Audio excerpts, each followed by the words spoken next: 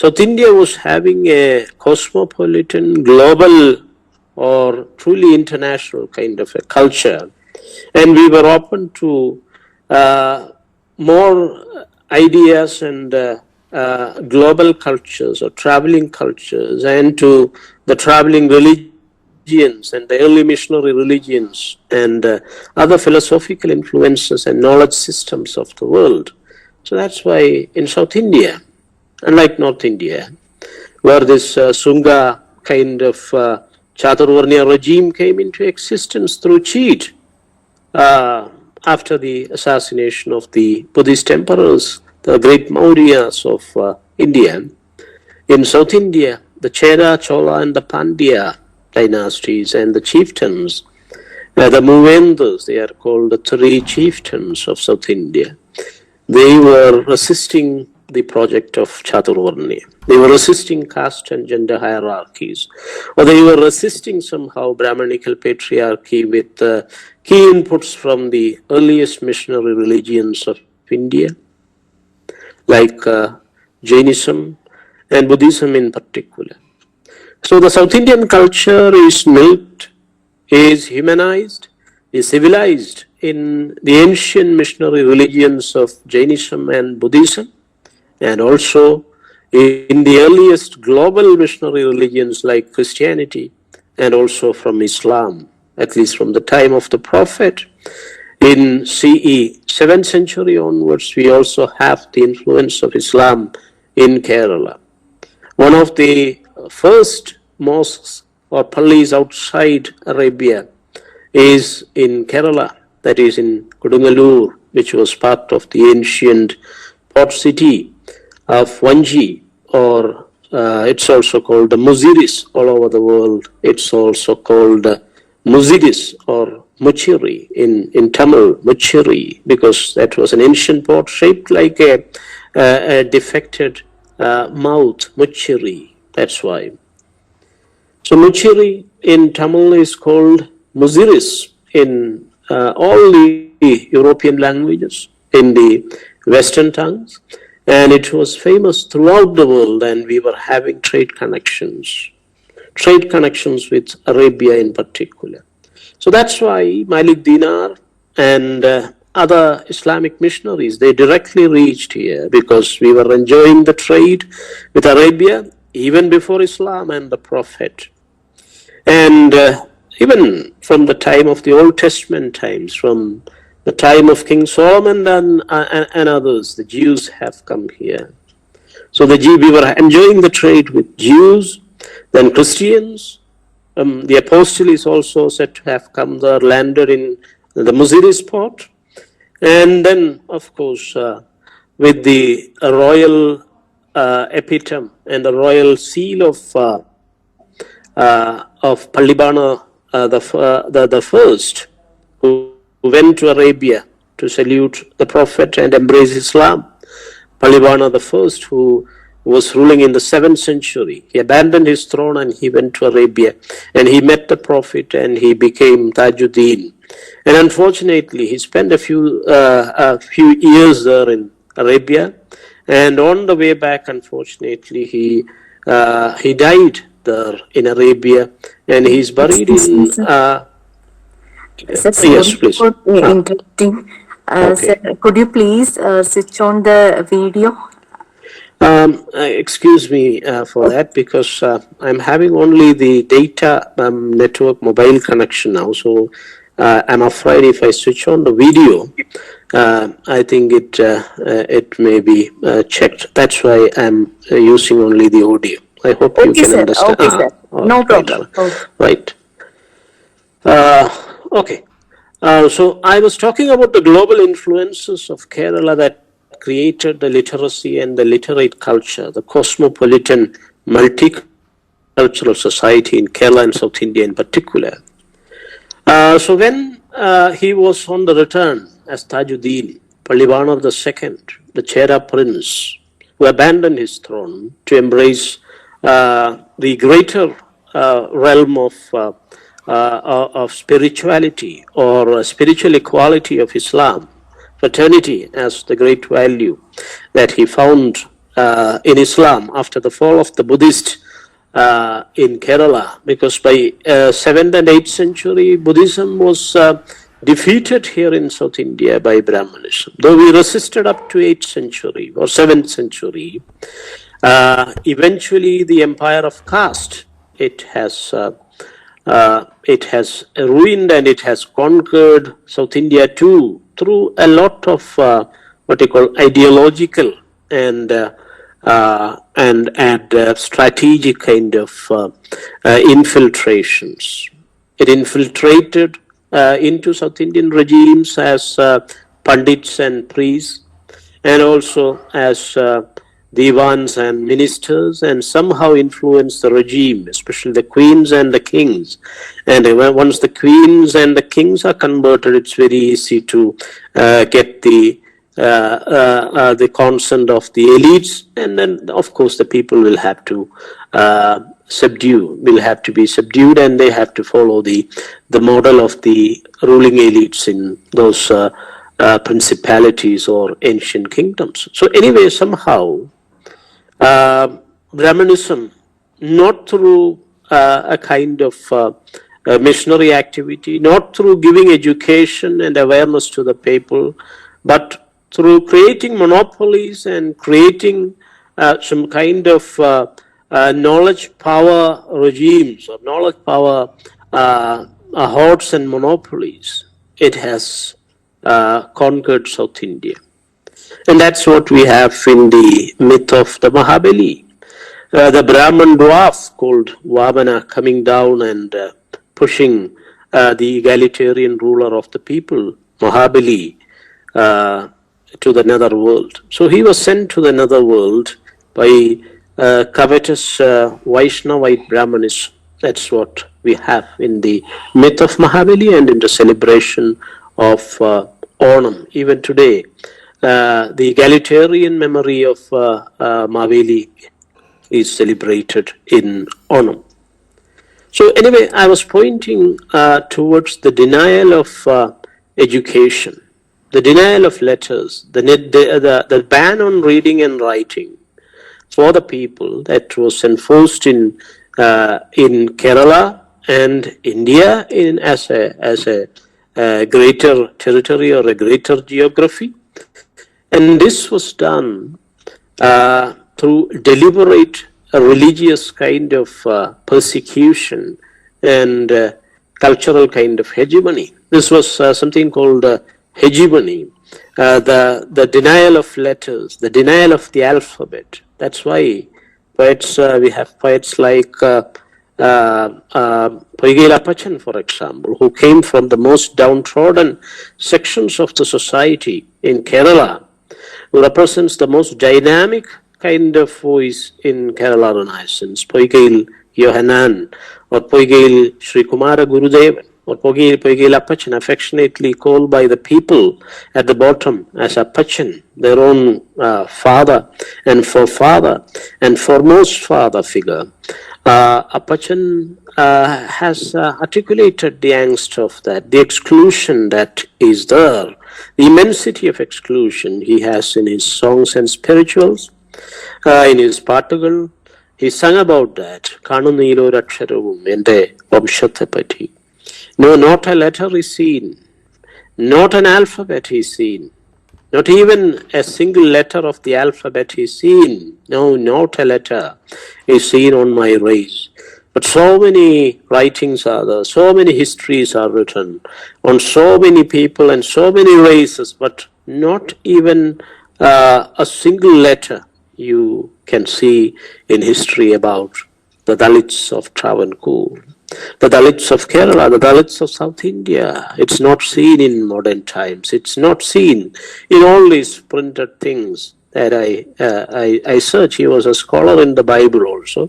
He also burned the Bible as an act of cultural dissent and resistance. He also burned the Bible. He preached the Bible and he also burned the Bible because it was appropriated by this cultural hegemony. The casteist supremacy, the casteist exclusionary hierarchical ideology of Brahmanical Chaturvarnya or Varnashrama Dharma has appropriated it. That's why, and created difference within the Christians. Even after baptism, even after drinking the blood or bathing in the blood of Christ, you are talking about the caste Christians and the caste churches. Then how can you talk about Jesus and his gospel?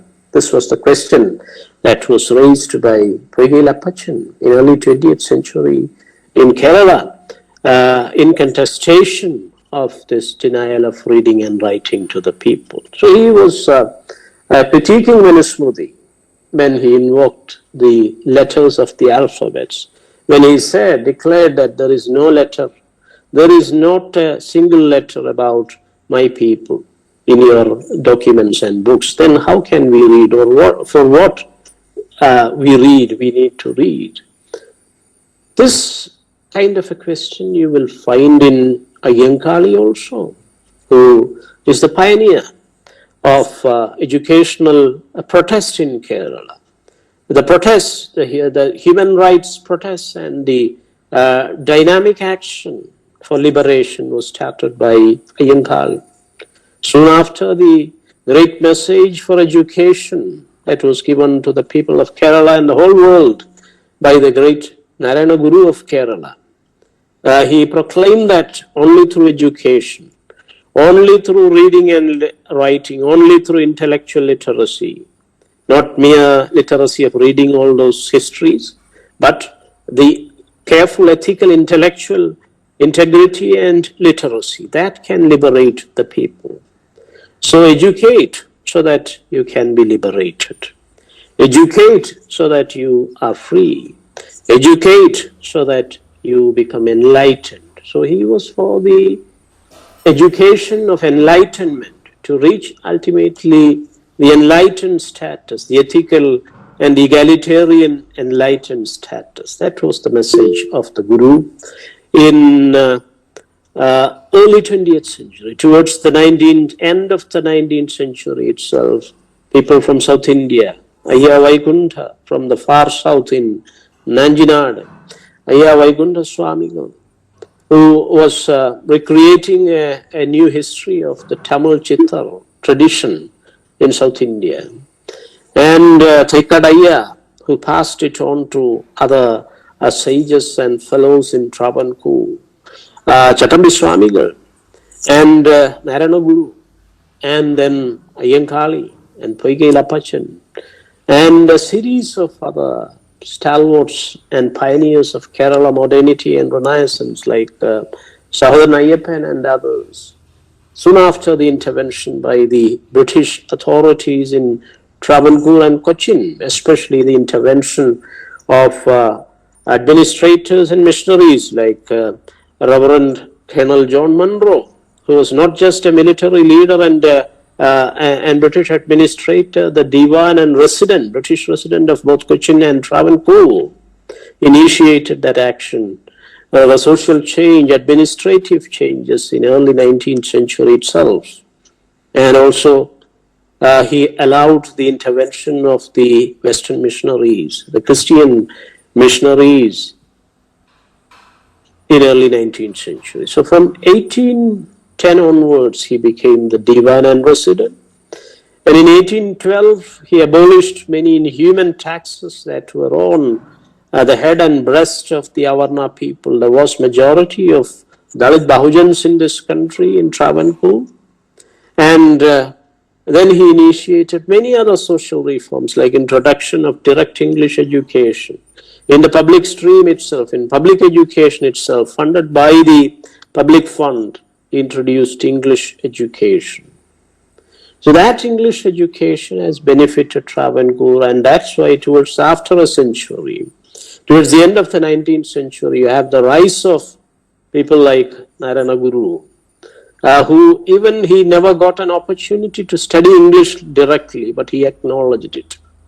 Even though he was illiterate in English, the Guru acknowledged the contribution of Western modernity and the Enlightenment tradition. However partial it was, it's having the colonial legacy, it's having many diluted compromises, It's having many what you call the double speaks and double standards, but still it was far, far better than the Smriti Shruti Puranas, the regime of the Manusmriti. So this is the important thing that we need to remember. We are celebrating reading and writing, not just reading, we need to celebrate writing as well, because this is very important. These are two parts of the same coin.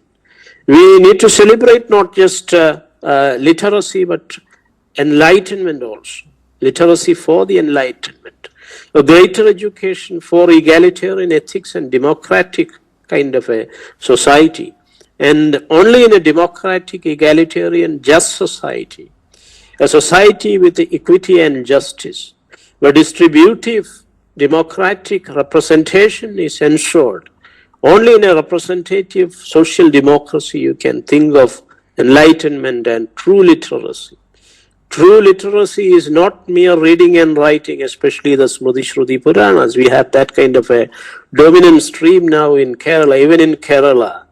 The most reactionary things are happening. Even the Indian constitution was sabotaged through Kerala, which boasts about the so-called literacy. But it's not mere reading and writing.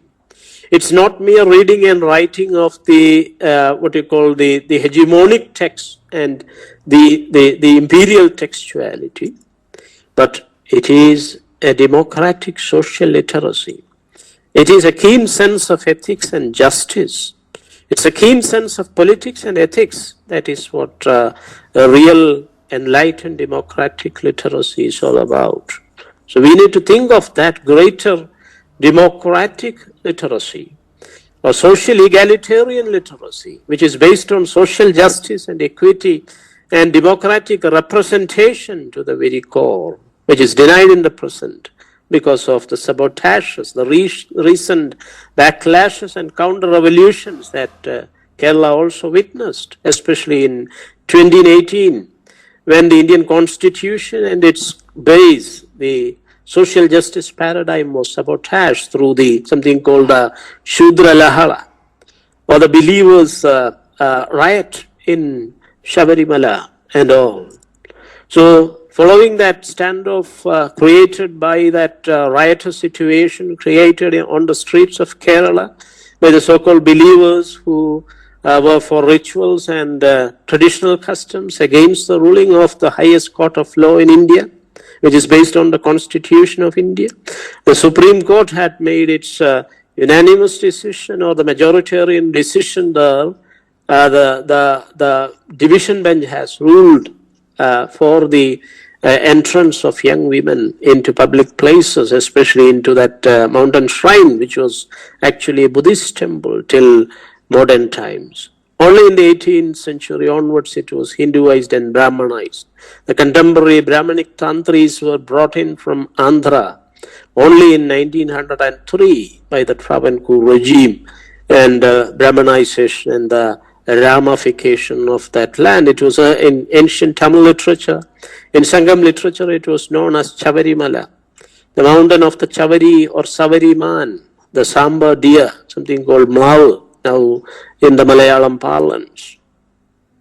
So that Chavarimala or Savarimala was gradually transformed into something called Shabarimala, just a change of a consonant from Savari to Shabari. That happened, and then Shabari was identified as a devotee of Ram from Ramayana. So this change was deliberately done in place name to link it to Ramayana, the Shabari in Ramayana, and Ram himself, and to create the kind of legend and superstition that Ram came there and he saved Shabari, or he had given salvation to Shabari. So, in order to ramify the landscape of Kerala, the Ram was unknown till 16th century, till Eruthachan wrote the Adhyatma Ramayanam. Ram was unknown, just in a few Ramakatha part and in some Chambus and Manipravalam kind of things, only among the elite exclusive caste Hindus, especially the Nair Nambudiri Sambandhis, it was known.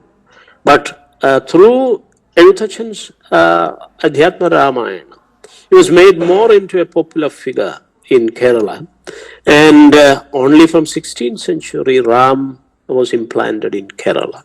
Before that, most of the people, especially the so-called Bahujans and masses of Kerala, they were following the Buddhist and the Jain and the Christian and the Islamic traditions. Even today, the percentage of the minorities in Kerala, it's high because of the alternative faiths and the kind of global influences that I mentioned, the Cheraman Palli and the various Christian Pallis and the Jewish Pallis, the Juda Pallis of Kerala. Even the Jews are having, even today, they are having 4 or 5 Pallis that were, even the very buildings that stand today in Mattancheri or in Mala or in Paravur, or in Chandamangalam, the Juda Pallis, they were made in the very building. They date back to the early Middle Ages in Kerala. Almost 1,000 or 800 years of monuments, the history of monuments, if you look at archaeological and architectural evidences, we have continuous history of those things. The ancient Cheraman Palli, which was originally a kind of Buddhist vihara, a Palli, which is a part of the Dakhini Pali or the Prakrit Tamil tradition. The very word Palli is used by the Jews, the Christians, the Muslims, and the Jains in South India. All of them use that word, which was originally used to denote the Buddhist vihara, the Palli, the holiest place. So this kind of a composite cosmopolitan culture, a global culture, Kerala was part of. But unfortunately, in recent times, through the hegemonization of the dominant ideology, this place has become a reactionary place. That's why we have witnessed that Shudra Lahala in 2018 in Shabarimala, which was a blot on humanity, not just on India, which is not just a sabotage of Indian constitution and India as a democratic idea, but it is also a curse and blot on the whole humanity. It's the most heinous, covetous, reactionary counter-revolution that happened in the whole world. We need to historicize, and our students must study and learn about it critically. How much influence it has created in the degrading and dehumanizing and retrogression of our society. Because the educated women were coming out and claiming that we are untouchables because we have menstruation. We are menstruating, therefore we are untouchables and Tindaris, and that's why it's also called the Tindari Lahala. The Vishwasi Lahala is also called Tindari Lahala. And under the cover of it, a kind of sabotage was done in the Legislative Assembly in Kerala. In a few days, they passed something called economic reservation for the caste Hindus and the forward communities. They were already excess. They were already having over-representation in all walks of public sphere, or public fund is used. The tax money of the common people are used. These traditionally advantaged groups who are the custodians of the Varnashrama Dharma and who are the beneficiaries of the Manusmriti, which was the constitution till the 1950s, till Ambedkar's modern democratic constitution based on the values, the liberal democratic values of modernity, liberty, equality and fraternity came into existence. Manusmriti was ruling.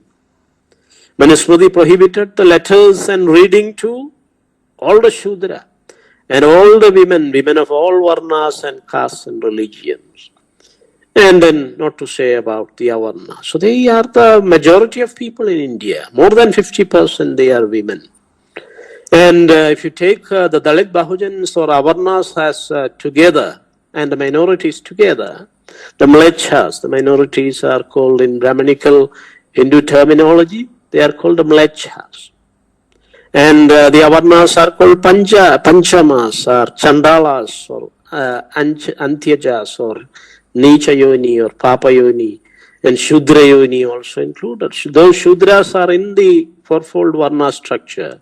They are in Chaturvarnyam or in the Varnashrama Dharma project. They are included lastly as the last and fourth Varna. the Shudra, Brahman, Kshatriya, Vaishya and Shudra. This is the fourfold Chaturvarnya system or the Varnashrama Dharma project, which is something enshrined in the Vedas, the Vedic Varnashrama Dharma or the Sanatana Dharma. It's also called the Sanatana Dharma. Somehow P.N. Panikkar also in 1926, when he started that library in Nilamperur in Alappuzha, Kottayam border, close to Kottayam, he named it as Sanatana Dharma Granthashala. Knowingly or unknowingly, we don't know exactly, because it's almost a century ago. The centenary is coming in 2026 or 2025. It's the centenary of his library called Sanatana Dharma Granthashala. And only in 1945 he had organized that thing called the Kerala Granthashala Sangha. Anyway, we need to remember it all. Anyway, this system is called the Sanatana Dharma. The Brahmanical scriptures, they claim its supremacy and primacy, and they claim that it is a Sanatana, eternal kind of system. So this is the system. And because of this system, Shudras, even Shudras were denied. Those who were in the Savarna fold, the caste Hindus are called the Savarnas, means Savarna, means with Varna. They are the Brahman, Kshatriya, Vaishya and Shudra. The Shudras are the last and fourth one. Ambedkar has written about it, who are the Shudra and how they became the fourth Varna in the Indo-Aryan society. That's a classic work written in the 1940s, almost a century ago by Ambedkar. And also he wrote about the Dalit Bahujans and the minorities in India. That's called who were the untouchables? Who were the Chandalas and Mlechas? Who were the untouchables and how they became so? Who made them so? Nobody will become themselves untouchable. They need to be forced into that. They need to be humiliated and dehumanized and degraded into that. They were pushed out of the Ur into the Keri. Uru Keri, Siddhalingaya, who passed away. We need to remember him also. And yesterday was the Mahaparinibbana of the Mahatma Ayyankali. That him also we need to pay tribute, because Ayyankali was the first organic leader of Kerala who articulated a dream of education for the untouchables. Soon after the great educational message of the Guru, it was Ayyankali who dreamed that I need to see a few graduates from my community. From the Dalit community, I need to see a few graduates, at least 10 graduates, university graduates. He dreamed about that. He was an illiterate man. He was denied education by saying that he is a Chandala. He is a classic Chandala, a Puleya. And he was also called the Puleya king by Gandhiji, who wrote and published a work called Varnashrama Dharma. And he printed and he sold it from the Navjeevan Press in Mumbai. So Ayyankali, we need to remember there should be more educational institutions, colleges and universities in the name of Ayyankali. So we salute the great Ayyankali, whose death anniversary yesterday was the Mahaparinibbana of Ayyankali, Mahatma Ayyankali. We need to salute him. So these kind of traditions were here. The Shudra were denied education. And the Chandala, there is no need to talk about the Chandala. If Shudras, those who are included within the Savarna fold, are denied education, according to Manusmriti, Shudra Makshara Samyuktam, Dure Dure Parivarjyate, Nastri Swadandre Marhati. These are all the edicts of Manu. And only Ashoka has challenged it. Ashoka was for the education. The Buddhist Mauryan emperors, they were for the education of the people, and they made their own children missionaries and they sent them to various parts of the world. Ashoka's daughter, Sanghamitta, she came to South India and South Asia and educated the whole country. And Ashoka's son, Mahinda, or Mahendra, in Sanskrit it is Mahendra, in Pali or Prakrit it is Mahinda. Mahinda came to South India and various parts of the world. He went himself to various parts of the world and taught letters of the alphabets to the people. So writing is more important. As Derrida has argued, it's archi-writing. If you need reading, you also need writing. Without a writing script, how can you read? This is the classic case that I was pointing in the beginning. So reading and writing both are important, and not mere literacy, but egalitarian, humane, and ethical kind of enlightened literacy we need, which is nothing but democratic literacy. So only by saving democratic literacy and the literacy of justice, social justice, the vocabulary and rhetoric of social justice is to be brought back into the arena of public education in Kerala, because Kerala has witnessed some of the worst backlashes in democracy in the country. Indian constitution was sabotaged through Kerala as well. We are also equally complicit in this great kind of disaster. So we need to address these issues of exclusion and erasure and amnesia in collective memory, in public education, in and through public education, and we must renew and re-energize, revigorize our pedagogy to include the so-called hegemonic erasures and silences, and not mere literacy, which is needed for the colonial education or creating some underclass in internal imperialistic setup. We need to go for greater literacy, greater cultural literacy, greater socio-political literacy, greater historical literacy, greater ethical and political and egalitarian just literacy. That should be our aim, not just mere reading and writing, because we are just actually liberating. We haven't even liberated ourselves completely from the rule of the Manusmriti that prohibited letters to the people at large. So let us hope that this struggle, the struggle for survival and resistance, resisting the hegemonic. So reading as a counter-hegemonic act, reading as a liberative act, reading and writing as a kind of transformation of the whole society and the civil society and the polity at large.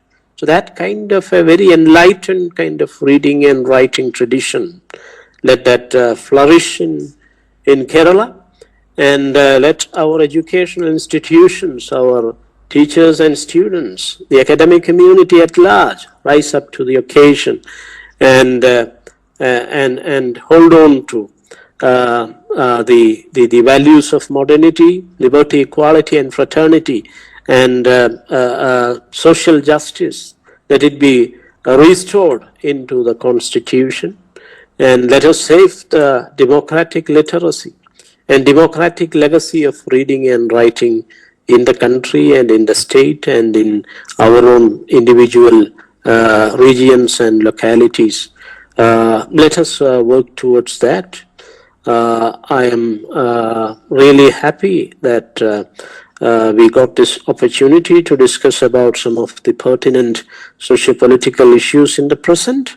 I thank the department and also the college, and I also salute all the patient listening from the students and the teachers. Now let me conclude here to listen from you. Thank you.